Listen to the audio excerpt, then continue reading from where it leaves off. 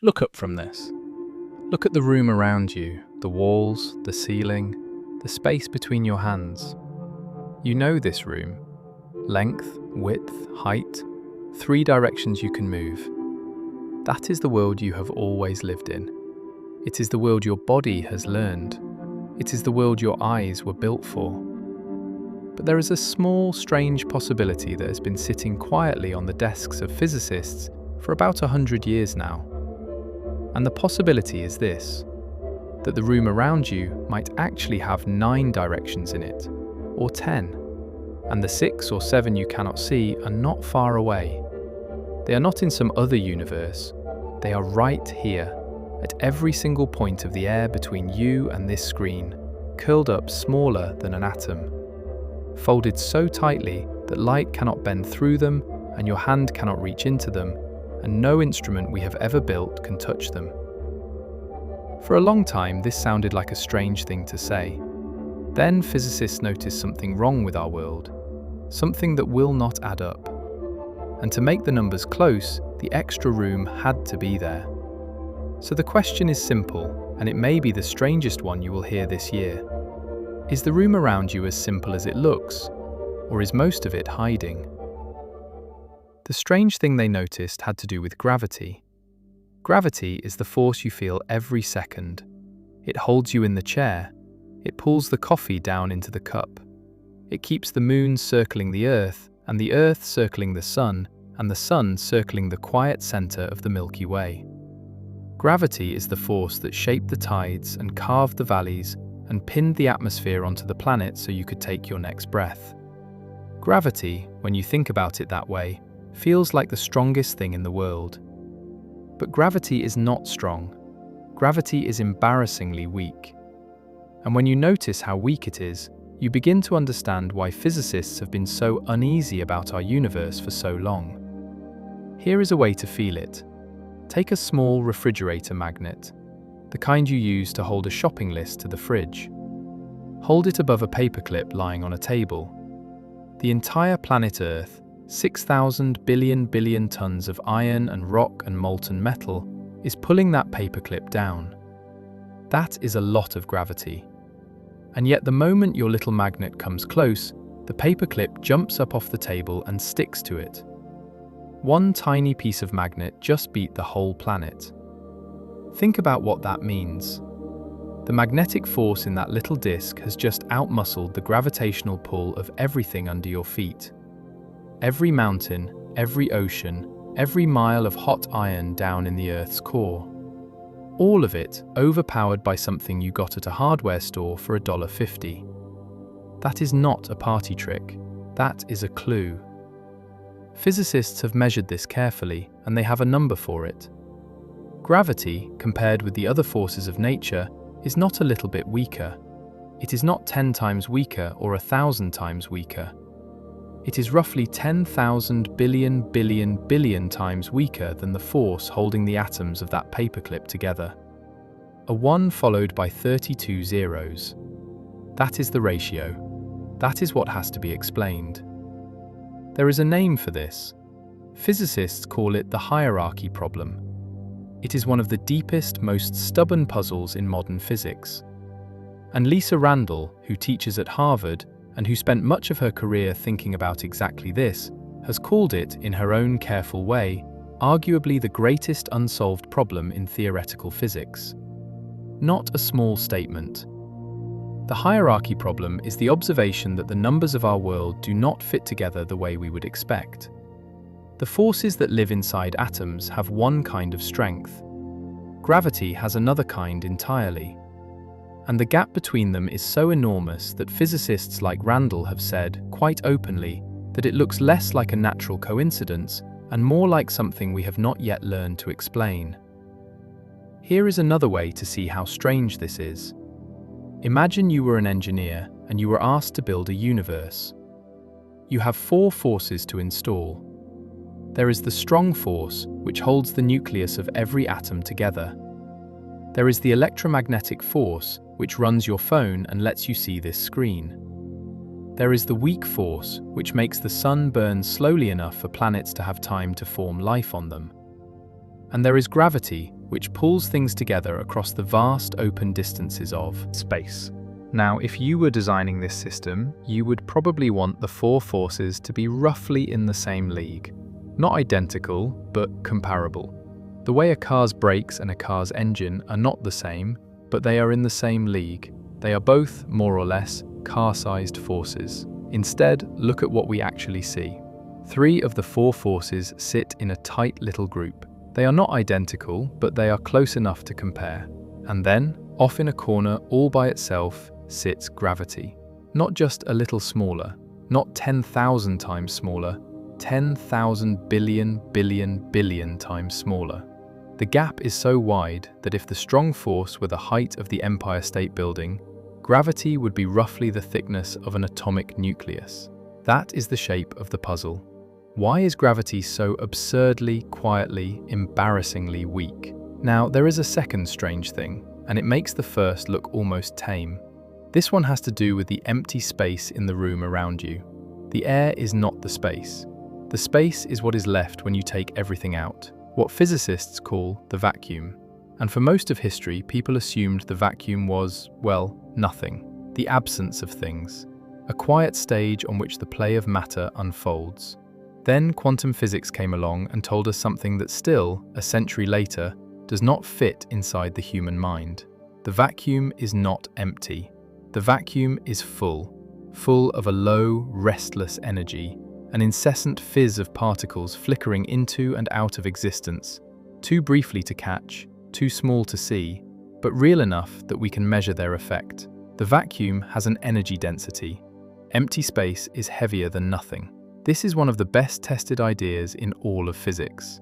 And when you take the equations that predict how much energy empty space should carry, and you turn the handle and compute it, you get a number, a specific number.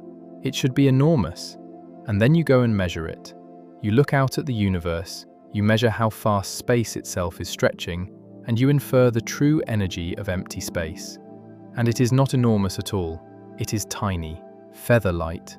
So small it took some of the most sensitive telescopes ever built to detect it in the first place. By how much do the prediction and the measurement disagree? Depending on how you count, somewhere between 60 and 120 orders of magnitude. That is a 1 followed by a lot of zeros, and the number of zeros matters. 120. If you thought the tides in the ocean should be 10 meters high, and you measured them and they were about the width of a single atom, you would be off by roughly that much. It is not off by a little. It is off by an amount so extreme that whole textbooks call it, quietly and without flair, the worst prediction in the history of physics. And here is the part that makes it stranger. The discovery that the vacuum has any energy at all was itself a shock. It happened in 1998, when 2 independent teams of astronomers, one led by Saul Perlmutter at Berkeley, the other by Brian Schmidt and Adam Rees in Australia and Baltimore, were carefully measuring the light from a certain kind of exploding star. These stars, called Type 1a supernovae, all explode with roughly the same brightness. That makes them useful yardsticks for measuring cosmic distances. And by comparing how bright those supernovae looked to how far away they were, both teams could figure out how fast the universe was expanding and how that expansion had changed over billions of years. The 2 teams were essentially trying to measure how much the universe was slowing down. That was the assumption. Gravity should be gently braking cosmic expansion, pulling everything back toward everything else. The question was just, how hard? And in 1998, both teams, working separately, unaware of each other's final results, came to the same startling answer. The universe was not slowing down. It was speeding up. Space itself was stretching faster and faster, and something was pushing it apart. That something was tentatively named dark energy. And when they worked out how much of it there was, and how it fit into Einstein's equations, they found it was roughly consistent with a tiny, positive cosmological constant, a small, delicate energy of the vacuum, nudging space outward. Perlmutter, Schmidt, and Rees shared the 2011 Nobel Prize in Physics for that discovery. And the discovery is beautiful. The problem is that the measured value of the vacuum energy is so absurdly small compared with what quantum field theory predicts, that physicists have been unable to explain it ever since. The measured value of the vacuum energy sits so improbably close to zero, but not zero, that any theorist who tries to derive it from first principles ends up with an answer wildly, catastrophically wrong. Now, that phrase is contested. Sabine Hossenfelder, a thoughtful German physicist, has argued that calling it a prediction is generous in the first place. Fair point. But even without the phrase, the fact remains. Our best theory says the vacuum should carry an enormous amount of energy. The universe says it does not, and nobody can explain why. Two problems then: gravity too weak, vacuum too calm. Two enormous mismatches sitting at the heart of physics. Two pieces of evidence that the world we live in is put together in a way that our current theories cannot account for. And it is here, staring at these two absurd numbers, that a certain kind of physicist begins to wonder whether the problem is that we are not seeing enough of the world.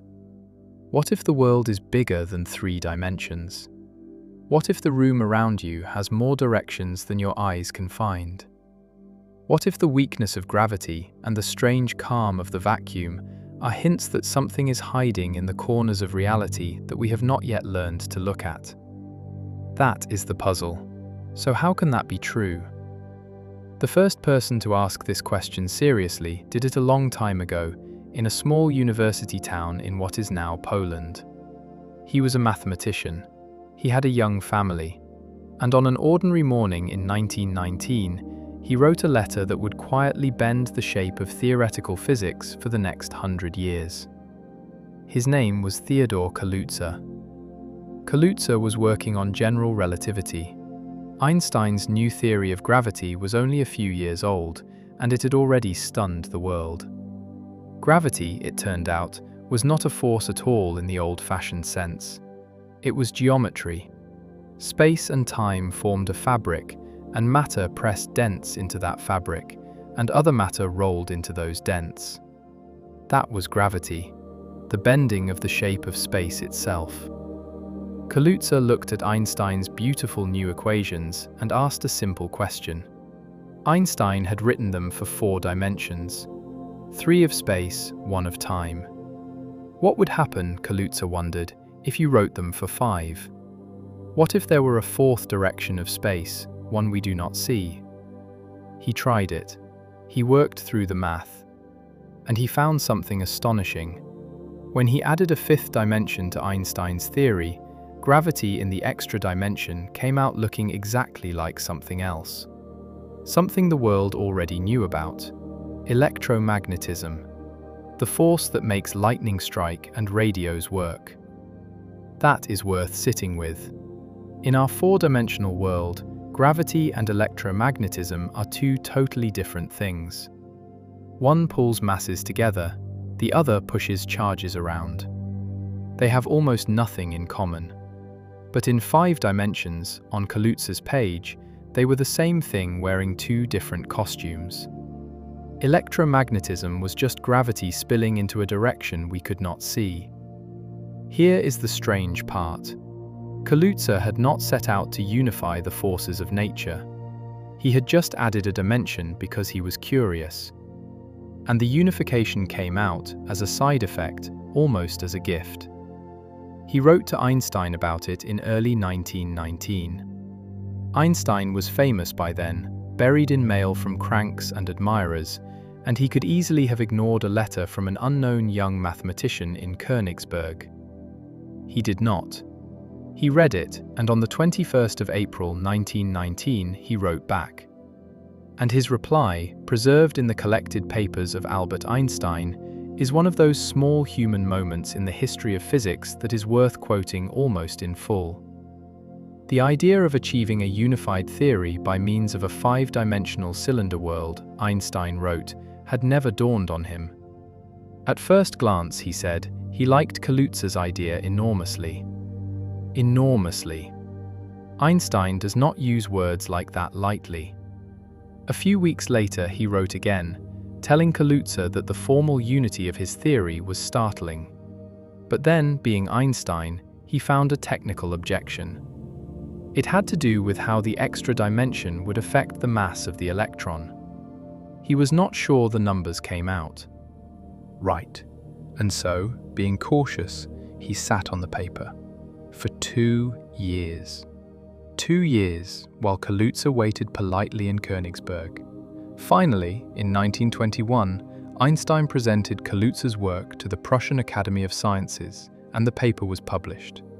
There it was, a 5-dimensional world in which gravity and electromagnetism were secretly the same thing. A door had been opened. The door, though, had a problem. If there was a 5th dimension, where was it? Nobody had ever seen one. You could look up, down, forward, back, left, right. You could not look sideways into some hidden direction. So either Kaluza was wrong, or the extra dimension was somehow hidden from us. The person who worked out how to hide it was a young Swedish physicist named Oskar Klein. Klein had studied under Niels Bohr in Copenhagen, had absorbed the strange new quantum theory that was then remaking physics, and he brought that mindset to Kaluza's 5-dimensional universe. In 1926, Klein published a short, extraordinary paper in the Zeitschrift für Physik. And in it, he proposed something we still teach students today. The 5th dimension exists, Klein said, but it is not stretched out like the others. It is curled up, rolled into a tiny circle at every single point of ordinary space. So small that if you tried to walk in that direction, you would immediately loop back to where you started. The dimension is real, it is just microscopic. Here is a picture that has been the standard one ever since. Imagine looking at a long garden hose from across the yard. From that distance, the hose looks like a line, one-dimensional, a thread. You could describe your position on it with a single number, how far along you are. Now walk up close. From close up, the hose is not a line at all. It has a 2nd dimension. You can also walk around it, round and round the little circular circumference. From far away, the extra dimension had vanished. From up close, it was there all along. Klein's suggestion was that our universe is like that hose. From our vantage point, at our size, we see 3 big, stretched-out spatial directions. But at every point in those 3 dimensions, if you could shrink small enough, you would find another direction, curled up, so tiny it had escaped every ordinary experiment. How small is small enough to hide? Klein's math suggested something extraordinary. The extra dimension would have to be curled up smaller than an atom, vastly smaller, down near a scale physicists call the Planck length, a length so small the numbers stop feeling like numbers. If you took a single atom and blew it up to the size of the observable universe, then on that scale, the Planck length would still be smaller than the atom you started with. That is how small. That is where Kaluza and Klein put their hidden dimension. Small enough that nothing we could measure had a chance of touching it. But real, woven into every point of the room around you. You would think an idea that beautiful would take over physics. It did not. The Kaluza-Klein theory had problems. When physicists worked through the details, the numbers for the electron came out wrong. And meanwhile, quantum mechanics was blooming, and there were faster, more exciting things to think about. The theory faded to the back of the classroom. It did not vanish, it just waited. It waited about 50 years. While it waited, physics was busy with something else. Physicists were peeling apart the atom, discovering the strong and weak forces, mapping the particle zoo, arguing over what things meant. But there was one problem that would not let them alone. The problem of gravity. Gravity refused to fit. Every other force in nature could be written in the elegant new language of quantum field theory. Gravity could not. Whenever you tried, the equations blew up in your face. Infinities appeared everywhere. Nothing worked. It began to look as if gravity and quantum mechanics belonged to different worlds, and there was no way to sit them at the same table. And then, in the late 1960s, physicists chasing an unrelated puzzle about the strong force stumbled into something odd. A young physicist named Gabriele Veneziano wrote down a mathematical formula that was supposed to describe how particles inside the nucleus scatter off each other. It worked oddly well. Nobody could explain why. And then, slowly, other physicists began to notice that Veneziano's formula did not describe point particles at all. It described tiny vibrating strings. That was the seed. The idea, which grew over the 1970s, was that at the deepest level, the smallest building blocks of reality were not zero-dimensional dots. They were one-dimensional filaments, little loops of energy vibrating. And, like the strings of a violin, different vibrations of the same string gave rise to different notes. And the notes were the particles we see. The electron was one vibration, the photon was another, the quark was another still. Here is a way to picture it. Imagine that the entire orchestra of particles you have ever heard of, every single kind, is the same underlying instrument, played in many different ways. Different frequencies, different overtones, different modes. That was the string theory idea in its cleanest form. All the world's variety from one basic thing. It was a lovely thought. And then, in 1974, two physicists named Joel Shirk and John Schwartz noticed something remarkable. One of the vibrations of the string, one of its natural notes, had exactly the properties of a graviton, a quantum of gravity. String theory, whatever else it was apparently a theory of gravity. Not because someone put gravity into it, because gravity fell out of it unavoidably, whether you wanted it there or not. Shirk and Schwartz thought this was a big deal. Physicists at the time mostly did not. Strings looked exotic. Nobody was ready to take them seriously. That took another 10 years. In 1984, Michael Green and John Schwartz sat down and did an extremely technical calculation together in Aspen, Colorado. They were checking whether the string theory of the moment was mathematically consistent. Certain deadly problems, called anomalies, had a way of sneaking into any quantum theory of gravity and killing it. Green and Schwartz found that in string theory, if you set things up in just the right way, the anomalies cancelled. Everything closed. The theory did not fall apart. There is a famous story that when Green and Schwartz finished the calculation, they went outside and stood in the mountains and shouted. This is what physicists call the First Superstring Revolution. Within a few years, thousands of physicists, some of them the best minds of the generation, dropped what they were doing and moved into strings. But there was a catch, and it is a big one. String theory only produced a consistent set of equations if the strings were living in a specific number of dimensions. Not 4, not 5, 10. 10 space-time dimensions. 9 of space, 1 of time. 9 of space. You live in 3. Where are the other 6? This is where Kaluza and Klein came storming back into the story. The old idea of curled-up hidden dimensions was suddenly exactly the tool string theorists needed. If 9 spatial dimensions were required for the math to work, and only 3 were showing up in our experiments, then the missing 6 had to be hidden somewhere. And the most natural way to hide them was to curl them up, just as Klein had done, but with more of them and in a more complicated shape. Now, 6 dimensions curled up together is much stranger than 1 dimension curled into a circle.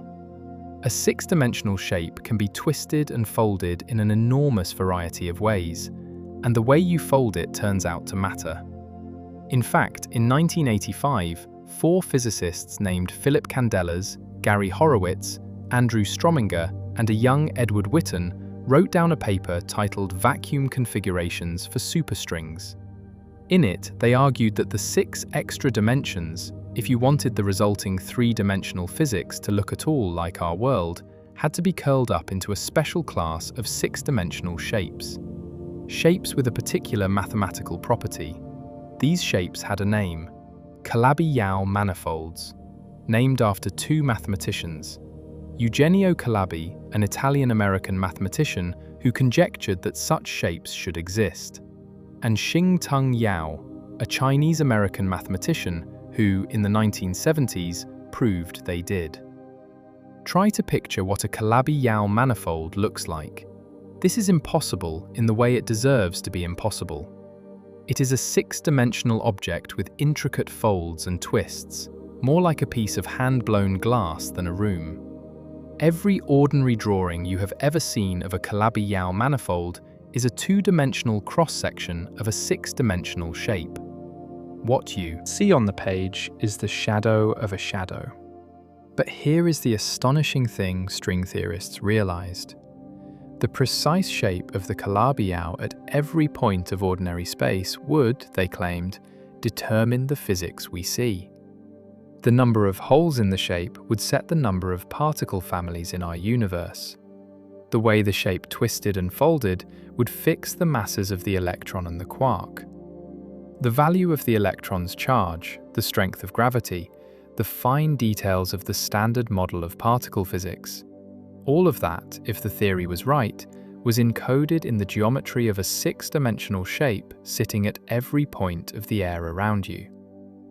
Sit with that image for a minute. If string theory is on the right track, then every centimeter of the space between you and this screen contains, at every single point, a tiny, folded, invisibly small six-dimensional sculpture. And the shape of that sculpture is what dictates the masses, the charges, the forces of your world. That is not a small claim. That is one of the largest claims in the history of physics. There is a curious footnote that mathematicians sometimes bring up here. When Candelas and Horowitz and Strominger and Witten wrote their 1985 paper, physicists suddenly needed to know an enormous amount about six-dimensional shapes that had been the private domain of a small circle of pure mathematicians. Xing-Tung Yao, who had proved the existence of the shapes in the 1970s, was, in his own way, astonished. He had done the proof for reasons of mathematical curiosity. It was a hard problem. Eugenio Calabi had conjectured it. Yao finished it. It had almost nothing to do with the real world. Then, a decade later, string theorists came knocking on his door because the shapes he had proven to exist were, they said, the shape of physics itself. Yao spent the next few decades collaborating with physicists on the geometry of Calabi-Yau manifolds. His story is one of the most beautiful examples in modern science of a piece of pure mathematics turning out, without warning, to describe something the world might actually be. Whether the world is those shapes remains open. But the fact that six-dimensional manifolds were sitting in mathematicians' notebooks, waiting for physics to need them, is a small, quiet marvel in its own right. When I first understood this, I had to sit with it for a while. This is the part I find hard to stop thinking about. The idea that the properties of the room you are sitting in, the way the sun burns, the way your body chemistry works, the way light bounces off the wall, all of it may be written not in some grand cosmic textbook, but in the shape of a six-dimensional origami tucked into every corner of that room. But now the story gets stranger. Because in the late 1980s, physicists began to notice something inconvenient. String theory was not one theory. It was five. Five different, consistent, mathematically beautiful versions of string theory, each with slightly different rules. Type 1, Type 2a, Type 2b. Two flavors of what physicists called the heterotic string, one named after a mathematical group called SO32, the other after E8 times E8. Each was self-consistent. Each looked like a candidate for the theory of everything. And they were all, more or less, equally elegant. That was an embarrassment. If you are looking for the one true underlying description of nature, having five candidates is not progress. It is a mess. Physicists began to worry that the whole edifice was in trouble.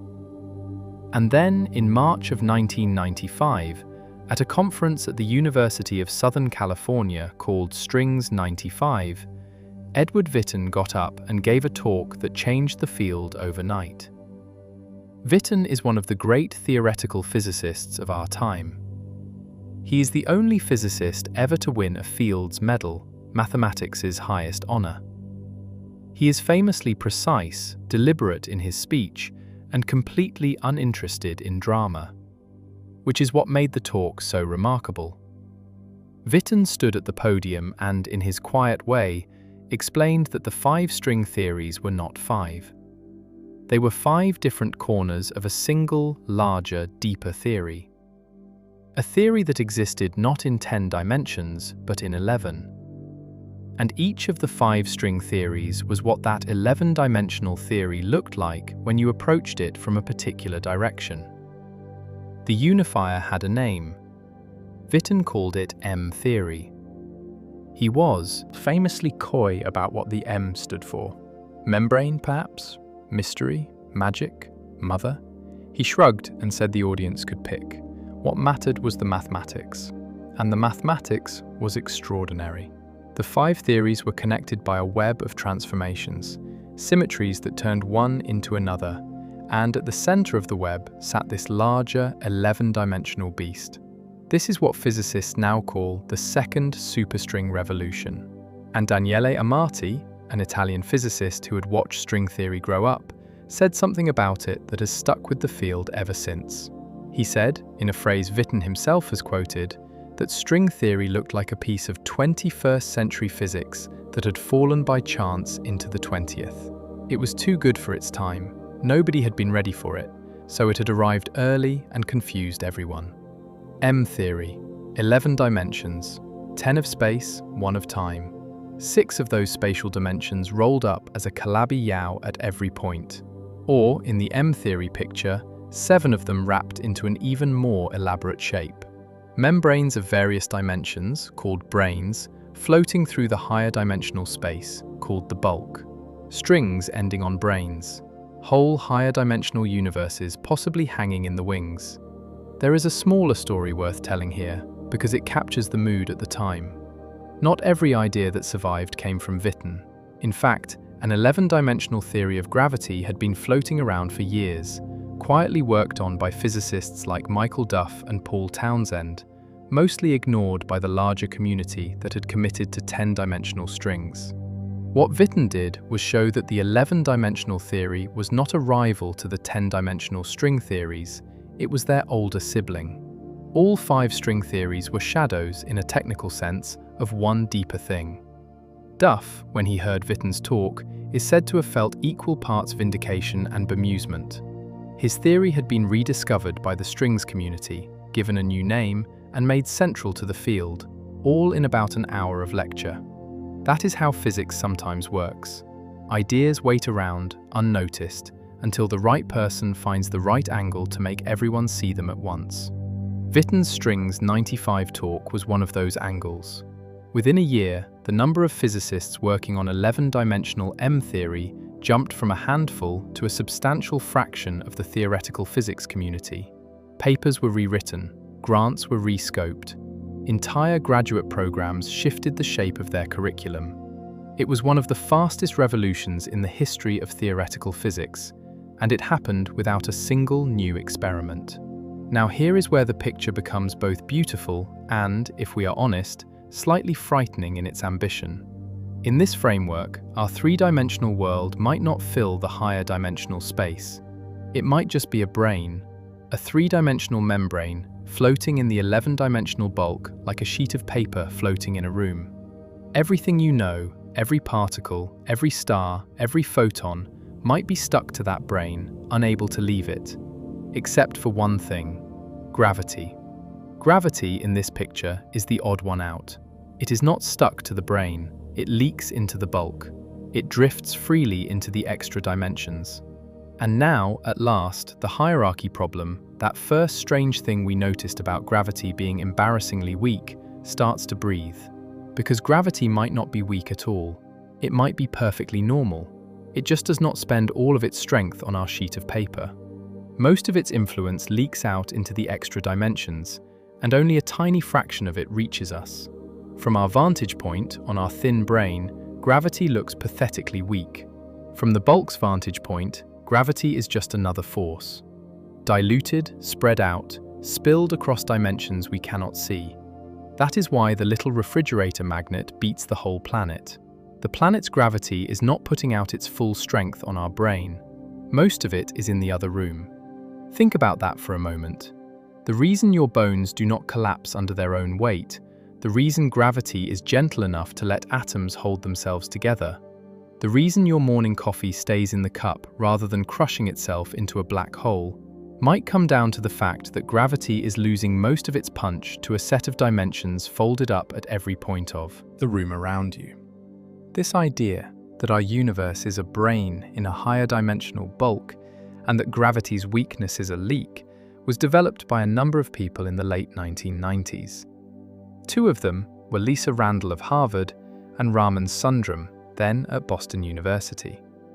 In 1999, they published two short papers laying out what physicists now just call Randall-Sundrum models.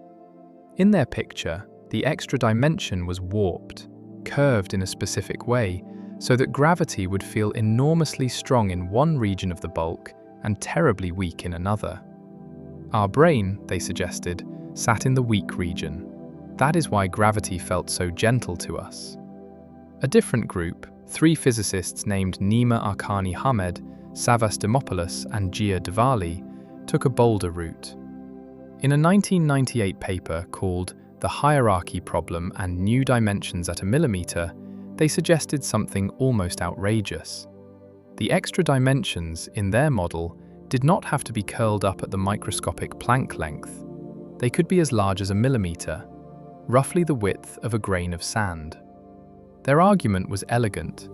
If the extra dimensions were that large, gravity could dilute itself into a volume large enough to explain its observed weakness, without requiring anything strange or fine-tuned. Think about that. Not smaller than an atom, smaller than the tip of a pencil. A whole extra direction of the world, hidden in something the width of a piece of paper, and still, unmistakably, invisible to your eye. Why don't we see it? Because in this model, everything except gravity is glued to the brain. Light bulbs, electrons, protons, atoms, and, ultimately, you. You cannot look into the extra dimension for the same reason a fish cannot look above the water. The fish is stuck to a particular kind of surface, and light itself, its whole way of seeing, is stuck there too. Only gravity can peek across. Now the picture is enormous. Not just Kaluza's clean unification, not just Klein's tiny circle, but an entire cosmological architecture. 9 or 10 spatial dimensions, branes floating in a bulk, a whole possible ecosystem of higher dimensional structure right here, hidden in the room around you. And a specific, testable claim about why gravity feels the way it does. Testable, ideally. That is the word that mattered most. Because a theory that cannot be tested is not, in the scientific sense, a theory. It is a proposal. And so, when Randall and Sundrum and Arkani-Hamed and Dimopoulos and Diwali laid out their ideas, they made specific predictions. And other physicists rolled up their sleeves and went to check. The first place to check was where the world's biggest laboratory sits. In a ring 27 kilometers around, buried underneath the French-Swiss border, called the Large Hadron Collider. The LHC, run by CERN, is a machine that smashes protons into other protons at speeds shockingly close to the speed of light and looks at the debris. That may sound crude. It is not. The debris tells you what the universe is made of. Every time the protons crash, the energy of the collision briefly becomes a small, hot region of pure quantum fizz, and out of that region come particles that can only exist at those insane densities. If string theory and higher dimensions are right, some of the debris should carry a fingerprint, a signature. There were 3 main signatures physicists were looking for. First, tiny black holes. If the extra dimensions were as large as ADD had suggested, then at the LHC's collision energies, you should occasionally make microscopic black holes, and they would immediately evaporate in a specific way, called Hawking radiation, leaving a characteristic pattern of particles behind. Second, Kaluza-Klein gravitons. These are the heavy echoes of the graviton, particles that pick up mass because they are moving in the curled-up extra dimension. A whole ladder of them, ascending in mass, each with a distinctive signature. And third, missing energy. If gravity does leak into the bulk, then sometimes a collision at the LHC would send a graviton into the extra dimensions, and it would carry energy with it. And when you added up the energy of everything the detectors saw, there would be a piece missing. Two enormous detectors called ATLAS and CMS have been watching, patiently, collision after collision for years. And here is what they have found. Nothing. No microscopic black holes. No Kaluza-Klein gravitons. No missing energy of the kind extra-dimensional gravitons would produce. The LHC has been pushing its collision energies higher and higher. It has now reached about 13.5 trillion electron volts, an energy that would fry the imagination if you tried to picture it in ordinary units. And still, all the signatures the extra dimension models predicted have not shown up. That does not mean the theories are dead. It means the extra dimensions, if they exist, are either smaller than the models optimistically hoped, or organized in a way that is harder to see, or something else we do not yet understand. It is real, honest, scientific news, and it deserves to be said plainly. The LHC has looked for the fingerprints of extra dimensions, and it has not found them. The second place to look was much stranger, and, at first, much smaller. It was a laboratory in a basement in Seattle, at the University of Washington. A group of physicists there, led by Eric Edelberger, Blaine Heckel, and Jens Gundlach, and known affectionately as the Eöt-Wash group, after an old Hungarian physicist named Roland Eöt-Wash, had been perfecting an extraordinarily patient kind of experiment for decades. The Eöt-Wash idea was this: if there are extra dimensions, and gravity leaks into them at small distances, then Newton's classic law of gravity, the one every schoolchild learns, should start to break down when you measure the pull between two objects held close together. Not far apart, close together, millimeters or less. The way to test this was with a device called a torsion balance. Picture a delicate pendulum, a small mass suspended from a thin fiber of tungsten, so thin it is almost invisible, hanging inside a vacuum chamber shielded from every possible vibration. If you bring another mass close to it, the pendulum feels the tug of gravity and twists ever so slightly, extremely slightly. The angle of the twist, if you can measure it precisely enough, tells you the strength of the gravitational pull. And if you can measure it precisely enough at small separations, you can check whether Newton's law still works there, or whether gravity is starting to leak. The Eöt-Wash group has been doing this for years, pushing their sensitivity ever higher, closer, more delicate. And in 2020, they published a result. They had measured gravity down to separations of 52 micrometers. That is about 2/1000ths of an inch, roughly half the width of a human hair. And at that scale, Newton's law was still holding perfectly. No deviation, no hint of extra-dimensional leakage. Their paper was titled Dryly, a new test of the gravitational inverse square law at separations down to 52 micrometers.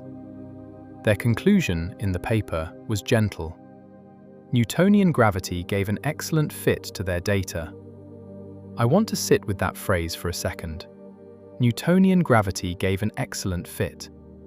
Isaac Newton, 330-odd years ago, sitting in the shadow of an apple tree, or so the story goes, wrote down a law that said the pull between two objects fell off as 1 over the square of the distance between them. Nothing complicated, a simple, plain relationship. And here, in a laboratory in Seattle at the beginning of the 21st century, physicists spinning tungsten pendulums at the widths of hair, sensitive to accelerations smaller than a trillionth of the pull you feel from the Earth, are checking that same law. Down to half a hair's width. And it still holds. Newton is still right. There are no extra dimensions rearing their heads at that scale. If they exist, they are hiding even smaller than that. Think about the human effort behind that measurement. Decades of building. Torsion balances refined generation after generation. Fibers thinner than any wire you have ever seen. Vibration isolation good enough to feel the tremor of a truck passing on a distant street and reject it. A whole apparatus tuned to the point where the only thing left to measure is the gravitational pull between two carefully machined pieces of metal, spinning slowly a hair's breadth apart. That is what it takes to test the room around you at the scale of a human hair. And the answer, once again, is that whatever the extra dimensions are, they are not showing up at this scale. That was it. Down to about the width of half a human hair, gravity behaves exactly as Newton wrote 300 years ago. If the extra dimensions are there, they are hiding, even at that scale. Here is the strange part. Neither the LHC's null result nor the Eöt-Wash null result tells you that extra dimensions do not exist. What they tell you is that if the dimensions exist, they are being extraordinarily discrete. They are either smaller than a fraction of a hair's width, or they are hidden in some subtler way than the simplest models proposed. They are, as physicists sometimes say, not making themselves easy to find. We are left, then, with a peculiar situation. There is a beautiful, elegant, self-consistent mathematical structure called M-theory, which requires 11 dimensions to work. It naturally solves several deep problems, including, potentially, the hierarchy problem. It has drawn some of the brightest minds in physics for 4 decades, and it has not, as of today, produced a single confirmed experimental prediction. Nothing directly measured, nothing directly seen. Why does this matter? Because science, in the end, is a conversation between imagination and measurement. Imagination proposes, measurement decides. And for extra dimensions, imagination has been racing ahead in an extraordinary way, while measurement has, so far, produced polite silence. This is where the story turns from puzzle and discovery to something else. The question of what all this means. Because it turns out that once you take the mathematics of these hidden dimensions seriously, and you begin to trace out its consequences, you end up somewhere strange. You end up with a picture of reality that is not just weirder than we thought, it is weirder than the physicists themselves know what to do with. The first thing that happened was that in the early 2000s, physicists began to notice something disturbing about the Calabi-Yau shapes. Remember, the whole promise of Calabi-Yau compactification was this. String theory required 6 extra dimensions. The way you folded those dimensions, the exact shape of the Calabi-Yau, would determine the physics of our world. Get the right shape, and you get the right particles, the right forces, the right masses. Get the wrong shape, and you get a different universe. The question was, how many shapes are there? Physicists had assumed the answer would be small, a handful maybe, perhaps one. Perhaps a beautiful, uniquely selected shape that only fit our universe, and would drop out of the theory when we understood it better. That was the dream. Then a physicist named Michael Douglas, along with several others, sat down in the early 2000s and tried to count the shapes carefully. Not by drawing them, there was no way to draw them. By using statistics and clever mathematics to estimate the size of the space of possibilities. The number they got was so large it is almost impolite to say aloud. 10 to the 500th power. A 1 followed by 500 zeros. That many different Calabi-Yau shapes, each producing its own possible universe, its own set of constants, its own particle physics. 10 to the 500th. Try to put that number in perspective. It is not just larger than the number of atoms in the universe, which is only about 10 to the 80. It is not just larger than every atom that has ever existed. It is more than the number of atoms that could exist if you took every atom in every galaxy that has ever formed and multiplied them together and then did that 400 more times. This is what physicists began to call the landscape. Leonard Susskind, in a paper in 2003, described the landscape as unimaginably large, and he was not exaggerating. Now, the landscape presents a genuine, deep problem. If there are 10 to the 500th possible shapes, and each shape gives a different universe, then which one is ours? Why does the room around you right now contain the particular Calabi-Yau shape that produces electrons and photons and stars and coffee cups, rather than one of the 10 to the 500th other shapes that would produce something completely different? There is a proposed answer, and this is where the story takes its most philosophically loaded turn. The proposed answer is called the anthropic principle. The idea is that all 10 to the 500th universes actually exist, spread across a vast multiverse, each with its own laws. Most of them are lifeless. Most of them have no stars, no chemistry, no observers. Only in the rare universes with laws compatible with observers anyone be around to ask the question. So of course we find ourselves in a universe with the right laws. There is no one to notice the wrong ones. Steven Weinberg, one of the founders of modern particle physics, made this argument famously in 1987, before dark energy was even discovered.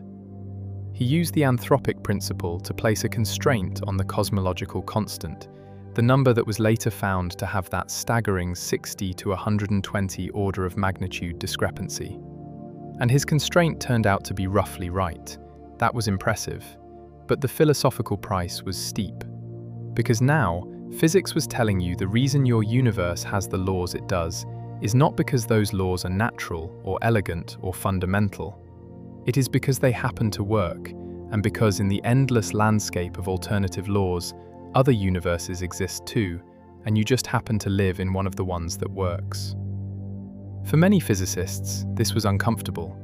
For some, it was worse than that. Lee Smolin, a theoretical physicist at the Perimeter Institute, put it in perhaps the sharpest possible way. In his 2006 book, The Trouble with Physics, he wrote that the scenario of many unobserved universes plays the same logical role as the scenario of an intelligent designer. Each provides, he said, an untestable hypothesis that, if true, makes something improbable seem probable. That is a striking sentence. Smolin is not making a theological argument. He is making a scientific one. He is saying that if you cannot see the other universes, if they are hidden in principle, then invoking them is not, strictly speaking, physics. It is a shape of thought that has the same logical structure as any other unobservable explanation.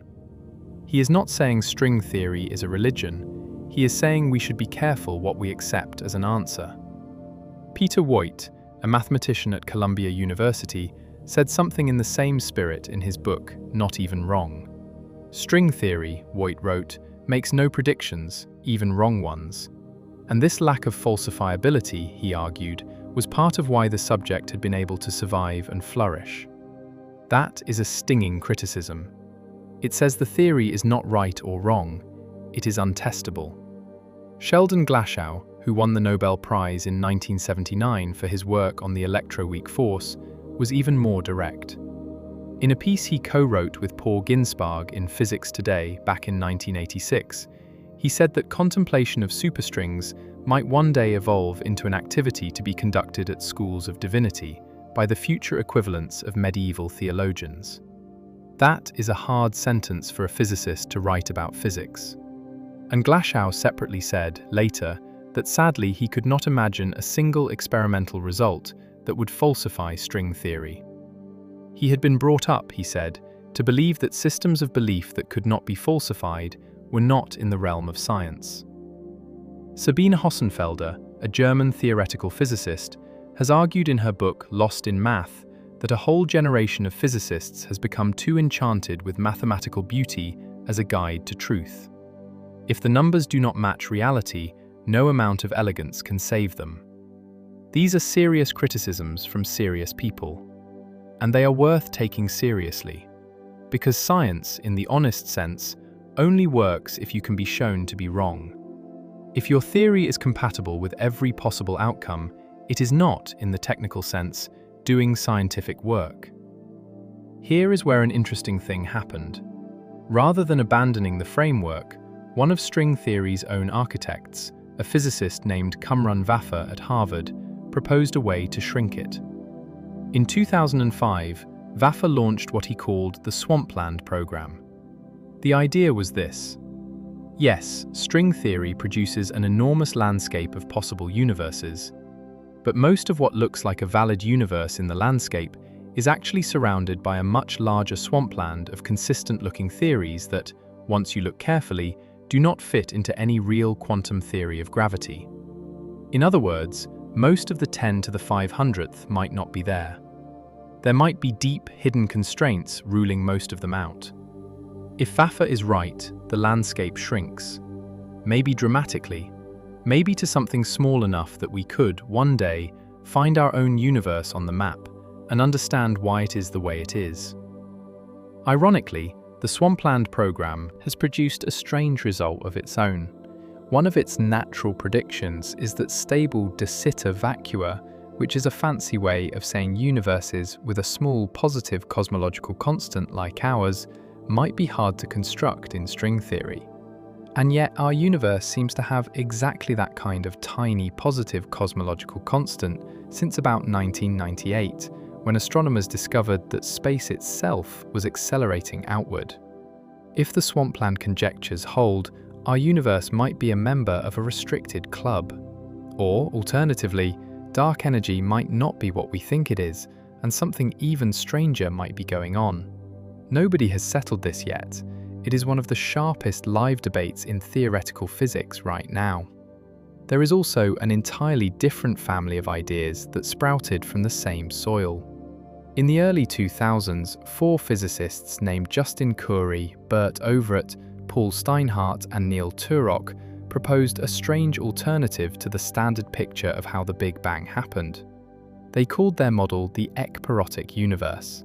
The Greek word ekpyrosis meant the great fire, and the idea was audacious. What if the Big Bang was not a beginning at all?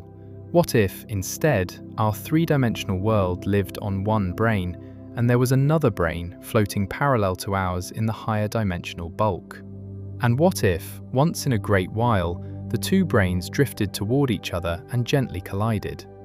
The energy of that collision, spread across our brane, would look, to us on the inside, exactly like a hot Big Bang. Not an explosion at a point, a pulse of energy delivered everywhere at once, from a direction we cannot see. That is a striking picture. In the ekpyrotic model, the beginning of our universe is not a mystery of what came before space and time. It is a routine event in a higher dimensional space we cannot look into. The two branes could, in principle, collide again, after unimaginable amounts of time, and the whole show could start over. That version has been called a cyclic universe, not eternal in the everyday sense, but eternal on a scale so long that our whole cosmic history is a single frame in a much longer film. I will not tell you whether the ekpyrotic model is right. Nobody knows. Most cosmologists still favor a version of inflation, the earlier idea that the Big Bang was preceded by a brief burst of enormous expansion. But the fact that such an idea can even be seriously proposed says something about how flexible the 11-dimensional picture is. Once you accept that our universe might be a membrane in a higher dimensional bulk, whole new stories about how it began become possible. Not because we know they are true, but because the framework opens up rooms in the theory that we used to think were walled off. That is what these ideas do. Even where they are wrong, they widen the space of what a physicist can even think. But I want to zoom out from the argument, because there is something even more curious hidden in this landscape of ideas. something that has come out of taking the mathematics of extra dimensions seriously, and it changes the way you might look at the room around you. Here is where it starts. Sometime in the early 1970s, a young Israeli physicist named Jacob Bekenstein was thinking about black holes. Black holes are objects whose gravity is so strong that not even light can escape from them, and they have a boundary called an event horizon, beyond which nothing you throw in ever comes back. Bekenstein had a strange thought. Every object in the universe has entropy. Entropy is a measure of how much information you would need to fully describe it. A gas in a box has entropy because there are many possible ways the molecules could be arranged, and knowing just the temperature and pressure does not tell you which one you are seeing. Bekenstein reasoned that a black hole must have entropy too, and he worked out how much. The answer was astonishing. The entropy of a black hole was not proportional to its volume, the way you would expect for a normal three-dimensional object. It was proportional to its surface area, the surface of the event horizon, two-dimensional area, not three-dimensional bulk. Stephen Hawking, the British theorist you may know from his books and his famous quiet voice, later refined Bekenstein's guess and derived a precise formula for it. The formula depended only on the area of the event horizon and on the Planck length. And this formula turned out to be one of the deepest hints in modern physics. Because think about what it means. Information about the three-dimensional inside of a black hole is stored on its two-dimensional surface, as if the interior was somehow just a projection of what is written on the boundary. That was the seed of an idea. In 1993, the great Dutch physicist Gerard 't Hooft, who had already won a Nobel Prize for other work, formalized the seed into a proposal. Reality, 't Hooft suggested, might be fundamentally two-dimensional. Everything we experience as three-dimensional might, in some deep sense, be encoded on a two-dimensional surface far away, the way an ordinary hologram encodes a three-dimensional image on a piece of two-dimensional film. Leonard Susskind, whom we have already met, took the idea and ran with it. He called it the holographic principle, and in 1997, a young Argentine physicist named Juan Maldacena, working at Harvard at the time, wrote down the most concrete mathematical version of it that anyone had ever seen. It has a technical name, the AdS-CFT correspondence. But behind the technicalities, its meaning is disarming. It says that a certain kind of universe with gravity in it, in 5 dimensions, is mathematically equivalent to a certain kind of theory without gravity, in 4 dimensions, living on the boundary of that universe. 2 descriptions of the same thing, one with an extra dimension and gravity, one with fewer dimensions and no gravity at all. Equivalent, exchangeable, different maps of the same territory. Maldacena's paper became one of the most cited in the history of physics. Some estimates put it above 20,000 citations by the year 2022. It launched a huge program of research, and it opened a door to a thought that once you have seen it, you cannot unsee. For a long time, the correspondence was a kind of curiosity, 2 mathematical descriptions of physics that turned out to be secretly the same thing. Then something even stranger happened. In the 2010s, a group of theorists, including a young physicist named Ahmed Almheiri and his collaborators Shi Dong and Daniel-Harlow, began to study the correspondence in detail. What they found was that the way information about the interior of the higher dimensional universe was encoded on its boundary looked mathematically identical to a specific kind of code used in computer science, a quantum error-correcting code. Take a second with that. Quantum error-correcting codes are the techniques engineers are developing to build quantum computers. The problem with quantum computers is that quantum states are extraordinarily fragile. A stray photon, a hint of vibration, a whisper of stray magnetic field, and the delicate quantum information you are trying to store is scrambled. Error-correcting codes are the way engineers protect information by spreading it across many quantum systems, so that no small disturbance can destroy it. It is like writing a single message on many different pieces of paper in such a clever way that even if some of the pages are torn, you can still recover the message. Almheiri-Dong-Harlow found that in the AdS-CFT correspondence, the way information from the interior of the higher dimensional universe is spread across its two-dimensional boundary follows exactly the same mathematical pattern as one of these codes. Reality, in this picture, is not just projected onto a boundary, it is error-corrected onto it, as if the fabric of the world were being encoded at every point in a way that is robust against small quantum disturbances. This is where the story stops being physics as most of us picture it and starts sounding almost like a philosophical statement. If the boundary encoding is real, then the three-dimensional universe you experience is being generated from a lower-dimensional quantum system in exactly the way that error-corrected data is generated from its raw storage. The interior is not the whole of it. The interior is a reconstruction, careful, redundant, woven from patterns of entanglement in a way that is far more elegant than anyone expected. And then, in 2013, another key result. Two physicists named Shinsei Ryu and Tadashi Takayanagi, working several years earlier, had already noticed that the geometry of the higher dimensional bulk was tied to the pattern of entanglement on the boundary in a precise way. The area of a certain kind of surface in the bulk was proportional to the entanglement in a corresponding region of the boundary. Their relationship, now called the Ryu-Takayanagi formula, is one of the deepest and cleanest things in the whole subject. It says, more or less, that geometry in the higher dimensional world is entanglement in the lower dimensional world, seen from another angle. Space and entanglement, tangled up together in a way that had not been suspected before. That is the seed of a radical idea. If entanglement and geometry are two faces of the same thing, then perhaps space itself is entanglement, arranged in a particular pattern, and the smooth continuum we walk through is the pattern's large-scale appearance. The Dutch physicist Erik Verlinde and others have tried to push this even further, arguing that even gravity, the force we have been chasing this whole story, might be an emergent phenomenon. Not a fundamental force at all, but a kind of quantum shorthand for a much subtler underlying description. The thought is this: if a universe with gravity in it can be equivalent to a lower dimensional theory without gravity, then perhaps space itself is not fundamental. Perhaps the fabric of reality, the thing we call space, is not the base layer of the world.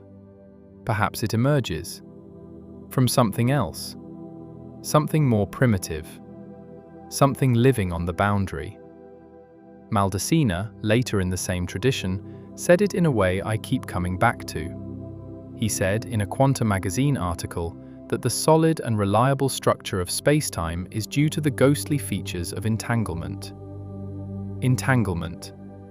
The strange quantum property in which two particles, once linked, share a fate no matter how far apart they end up, so that measuring one instantly tells you something about the other. Susskind added that entanglement seems to provide, in his phrase, the spatial connectivity that sews space together. Sews. That was the word he used. Space is stitched. Its threads are threads of entanglement between quantum systems on the boundary. If Maldacena and Susskind are right, then here is a picture that ought to make you sit down. The three-dimensional space in the room around you may not be primary. It may be emerging from an ocean of quantum entanglement on some deeper, lower-dimensional layer of reality that we do not yet know how to touch. The room in that picture is like the pattern on the surface of a lake. Real, vivid, but standing on the water, not the water itself. And there is a follow-up conjecture that pushes the strangeness even further. In 2013, Maldacena and Susskind wrote a paper together arguing that entanglement and something called a wormhole, a shortcut through space, might be the same thing, seen from two angles.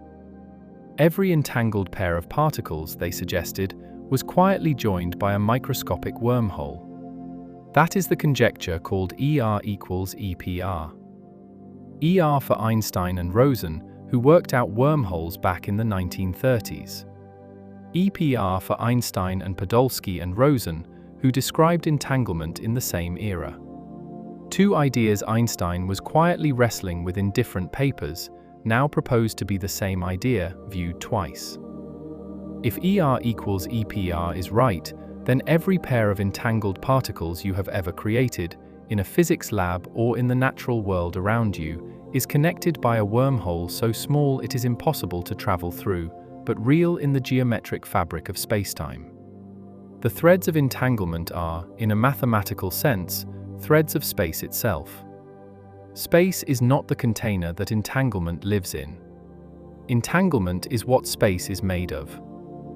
This is where the story of extra dimensions has led, from Kaluza's clean unification to Klein's tiny circles, to 5-string theories, to Witten's 11-dimensional M-theory, to Calabi-Yau shapes at every point of ordinary space, to a landscape of 10 to the 500th possible universes, to the honest debate about whether that landscape is science at all, to the possibility that everything, including your 3-dimensional experience of the room around you, is being generated from something more basic living on a lower dimensional boundary.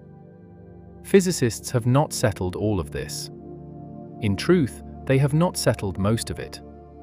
What they have done is opened a door and looked through and reported back what they can see so far. And what they have reported, and this is the honest edge, is this. We do not yet know whether extra dimensions are real. We have not detected them. The Large Hadron Collider has looked and found nothing. The Eöt-Wash torsion balance has looked and found nothing. We do not know whether string theory or M-theory or any of these frameworks describes our world. We do not know whether the landscape is a physical reality or a mathematical mirage. We do not know whether the multiverse is out there or a way of speaking. We do not know whether space is made of entanglement or whether that is a helpful metaphor for something we have not yet properly grasped. We know that gravity is embarrassingly weak. That is real. That is a measurement. That is a fact of the world. We know that the cosmological constant is either the worst prediction in the history of physics, or, as Hossenfelder argues, not a prediction at all. Either way, something surprising is going on with the energy of empty space. We know that Bekenstein's formula for black hole entropy is real. We know it scales with area. That has been checked in a dozen different ways. It is one of the most robust results we have in theoretical physics. We know that Maldacena's correspondence between 5-dimensional gravity and 4-dimensional non-gravity is mathematically airtight, at least in the specific setting where he proved it. That is not a maybe, that is a theorem. Everything else is either strongly suggestive or highly speculative, or somewhere in between. This is the honest picture, and I think it is more interesting than any tidy conclusion could be, because it says that we are, right now, in the middle of the story. Not the ending, not the beginning, the middle. And the room around you might contain 6 or 7 curled up hidden dimensions folded smaller than an atom, or it might contain 0, and the beautiful mathematics that suggests they are there might be pointing at something else we have not learned to see yet. Either way, physicists at their best are not being lazy or credulous about this. They are being scrupulously careful. The critics like Voigt, Smolin, Hossenfelder are doing science a favor. They are asking over and over again, is this testable? Is this real? Or are we falling in love with math and losing the thread of the world? And the answer, most days, is that we do not fully know. Which is the honest answer? It is the answer any thoughtful person should be able to sit with. Why does this matter? Not because you need to know whether there are 6 extra dimensions in your living room to live your life. You do not. You will make coffee tomorrow morning whether or not the space between you and the kettle is 9-dimensional. But there is something quietly wonderful about the fact that we can even ask the question. That a mathematician in Königsberg in 1919 could write a letter, and 100 years later, physicists in Seattle would be hanging tungsten fibers in vacuum chambers, chasing an idea he first suggested at his desk. That we live in a world in which such an inheritance is possible. That is not nothing. And it means something else. It means the room around you is not settled. The world you can see with your eyes is one of many possible interpretations of a much stranger underlying thing that we are still trying to understand. Every time you touch a surface, every time you look up at the moon, every time you feel gravity gently pulling you back into your chair, you are participating in something whose full description physics does not yet possess. That is not a small experience. That is participation in an unfinished map. Here is the strange part.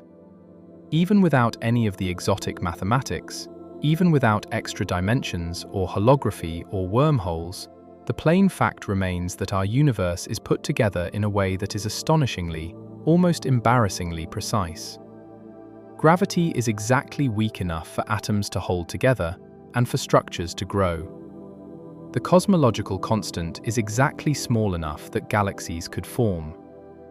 The masses of the fundamental particles are exactly right for stars to burn steadily and for chemistry to work. If any of these numbers were nudged by a fraction, no matter which way, you would not be here to notice. Nobody would be. There would be no chemistry, no stars, no observers, no rooms to sit in, and no questions to ask.